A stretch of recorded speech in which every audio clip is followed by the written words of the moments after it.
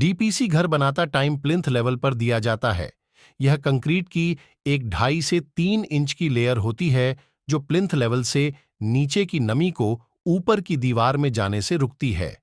जैसे कि आप इस वीडियो पर देख रही हैं, डीपीसी बनाया जा रहा है। डीपीसी में रोड देने का आवश्यकता नहीं है। इसमें बस कंक्रीट का एक लेयर होती है 2.5 से 3 इंच का। अगर आपको हाउस कंस्ट्रक्शन रिलेटेड जानकारी चाहिए, हमारे YouTube चैनल पर आसान तरीका से दिखाया जाता है, आप हमारे चैनल पर देख सकते हैं।